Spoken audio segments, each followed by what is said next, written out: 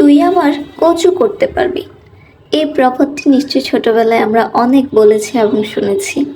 অর্থাৎ কচু মানে একেবারেই মূল্যহীন একটা জিনিস। তুই আমার কিছুই করতে পারবি না বলতে কি আমরা বলতাম তুই আমার কচু করতে পারবি। তো হাজব্যান্ড আজকে এই বড় একটি কচু নিয়ে আসছে, এটা 100 টাকা দিয়ে নিয়ে আসছে। যেই কচু পুকুর পাড়ে, খালে, বিলে, বিলের ধারে হয়ে থাকে, সেই কচু এখন ঢাকায় এসে হয়ে গেছে 100 টাকা। আর এই কচু দিয়ে অনেক মজার রেসিপি রান্না করা যায়। আজকে আমি কচুর সাতকাহন রান্না করে দেখাবো। ছোটবেলায় কচু শাক অনেক খেয়েছি, সেই সাথে খেয়েছি কচুর মুখী। আবার কচুর যে শক্ত ঘাটিটা থাকে সেটা দিয়েও অনেক মজার একটা তরকারি রান্না করা যায়। আজকে সেই সব আমি শেয়ার করবো আপনাদের সাথে। আমি কচুর ডগাগুলোকে পানিতে ভিজিয়ে নিয়েছি। এখন 2 হাতে গ্লাভস পরে আমি ভালো করে কচলে এগুলো ধুয়ে নিব। ভুলেও কিন্তু আপনারা এগুলো কেটে তারপর ধুতে যাবেন না। এভাবে আস্ত ডগা পরিষ্কার করে নিলে আপনাদের জন্য কাজটা খুবই সুবিধার হবে। আর যেহেতু কচু মানেই হচ্ছে চুলকানি আছে, তাই হচ্ছে আমি গ্লাভস পরে নিয়েছি যেন আমার হাত না চুলকায়। এখন আমি সবগুলো ডগা এভাবে পরিষ্কার করে নিয়েছি। এখন আমি এই ডগাগুলোকে, যেহেতু এগুলো একটু শক্ত হয়ে গিয়েছে, তাই আমি এগুলো ছিলে তারপর হচ্ছে কেটে নেব। উপরের এই শক্ত আঁশ টাইপের আবরণটা ফেলে দিলে এগুলো খুব সহজেই সেদ্ধ হয়ে যাবে। দেখুন আমি কিভাবে ক্লিন করে নিচ্ছি। এইভাবে আমি হচ্ছে প্রত্যেকটা কচু পরিষ্কার করে নিচ্ছি, যেন হচ্ছে কচুটা খুব সহজেই সেদ্ধ হয়ে যায় এবং খেতে ভালো লাগে। যাদের শরীরে আয়রনের অভাব আছে তারা কিন্তু বেশি করে কচু খাবেন, কারণ যেই ফল বা যেই সবজিগুলো কেটে কিছুক্ষণ রেখে দিলে কালো হয়ে যায় সেগুলোতে প্রচুর পরিমাণে আয়রন আছে।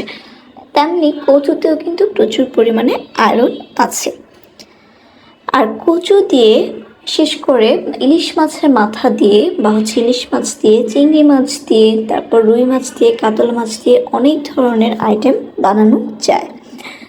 আমি এমনও শুনেছি ইন্ডিয়াতে অনেকে হচ্ছে কচুর সন্দেশ বানিয়েও খেয়েছে। আমি জানি না সেটা খেতে কেমন, তবে আমি শুনেছি।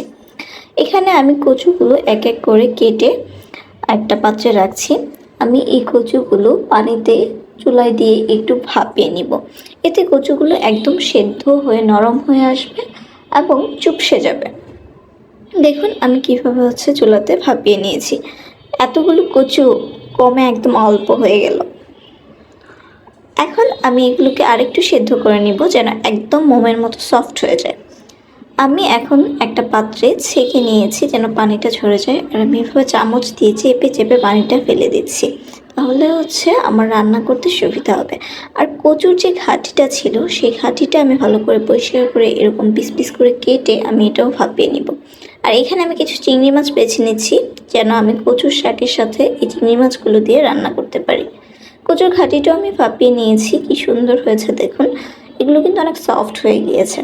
আর এখানে আমি কাতল মাছ ভেজে নিচ্ছি, কারণ এটা দিয়ে কচুর ঘাটির যে অংশটা আছে সেটা হচ্ছে আমি ঝোল করে মজার একটা তরকারি রান্না করব। এখানে আমি মশলাগুলো কষিয়ে এখন এতে হচ্ছে ভেজে রাখা কচুগুলো দিয়ে দিচ্ছি। আর সেই সাথে হচ্ছে আমি ভালো করে নেড়ে এগুলো মিশিয়ে ঢাকনা দিয়ে ঢেকে দিব যেন ভালো করে মশলার সাথে মিশে যায়। এখন আমি বারবার নেড়ে দিচ্ছি। তারপর হচ্ছে আমি এখানে ভেজে রাখা মাছগুলো দিয়ে দিব। মাছগুলো দিয়েও আমি আরও বেশ কিছুক্ষণ এগুলো সেদ্ধ করে নিব। আর এই পাশে আমি হচ্ছে চিংড়ি মাছগুলোকে একটু ভেজে নিচ্ছি। চিংড়ি মাছগুলো আমি কাঁচাও ইউজ করতে পারতাম, কিন্তু যেহেতু কচু শাকটা অনেকক্ষণ ধরে রান্না করতে হবে তাই চিংড়ি মাছগুলো সিদ্ধ হয়ে গলে যেতে পারে, সেই জন্য আমি চিংড়ি মাছটা ভেজে নিয়েছি। এখন আমি কড়াইয়ে পেঁয়াজ দিয়ে দিয়েছি। পেঁয়াজটাকে নেড়েচেড়ে একটু ভেজে এতে আমি তেজপাতা ও দারচিনি দিয়ে দেব। আমি এই কচুর মাংসটা কিন্তু কচুর শাকটা কিন্তু আমি ঠিক মাংসের মতোই রান্না করব, কারণ খেতে অসাধারণ মজা হয় এটা। এখানে আমি মাংসের সব মশলাই দিয়ে দিব। এই যে আমি তেজপাতা আর হচ্ছে দারচিনি দিয়ে দিয়েছি। এখন আমি 1 চা চামচ আদা, 1 চা চামচ রসুন দিয়ে দিব। আর আদা রসুনটা দিয়ে ভালো করে ভেজে তারপর হচ্ছে আমি এটা রান্না করে নেবো। আর এদিকে আমি হচ্ছে কচুর ঘাটিতে ভেজে রাখা মাছগুলো দিয়ে নেড়ে মিশিয়ে নিচ্ছি। তারপর এটা ঢাকনা দিয়ে ঢেকে আরও কিছুক্ষণ রান্না করব। এখন আমি আদা রসুন দিয়ে দিয়েছি, আদা রসুনটা ভেজে নিচ্ছি। আর এটা যেহেতু বারবার ছিটে আমার ক্যামেরাতে এসে পড়ছিল, তাই ক্যামেরাটা একটু সরিয়ে নিয়েছিলাম। এখন আমি পানি দিয়েছি, এতে আমি হচ্ছে বিভিন্ন মশলা দিয়ে দিয়েছি, হলুদ গুঁড়া, জিরা, ধনিয়া গুঁড়া, তারপর হচ্ছে মরিচের গুঁড়া দিয়ে লবণ দিয়ে আমি এটা ভালো করে কষিয়ে নিয়েছি। এখন এতে আমি হচ্ছে সিদ্ধ করে রাখা কচুর শাকটা দিয়ে দিব। এই যে আমি কচু শাকটা দিয়ে দিলাম এবং নেড়ে ভালো করে মিশিয়ে নিলাম। কালারটা দেখুন কেমন হলদে একটা কালার এসেছে। এটাকে আমি একদম ভাজা ভাজা করে রান্না করবো আজকে। আর মনে রাখবেন, কচু বা কচুর শাকে কিন্তু তেলটা একটু বেশি দিলে খেতে ভালো লাগে। এখন কিছু কাঁচামরিচ ফালি করে এভাবে দিয়ে দিয়েছি ঝালের জন্য। এটা কিন্তু খুব বেশি ঝাল হবে না। আর এদিকে আমার রান্নাটা প্রায় হয়ে গিয়েছে। এখন আমি এটা দেখে নিচ্ছি আর একটু ধনেপাতা দিয়ে দিচ্ছি, কারণ ধনেপাতা খেতে আমার ভালো লাগে। দেখুন আমার তরকারিটা কি সুন্দর হয়েছে। এখানে যে ঝোলটা দেখতে পাচ্ছেন, এই ঝোলটা কিন্তু চুলাটা বন্ধ করে দিলে কমে আসবে। আর এদিকে আমি ভেজে রাখা চিংড়িগুলো কচু শাকের উপর দিয়ে দিচ্ছি, দিয়ে ভালো করে অনেকক্ষণ নেড়ে চেড়ে এটা আমি রান্না করে নেব।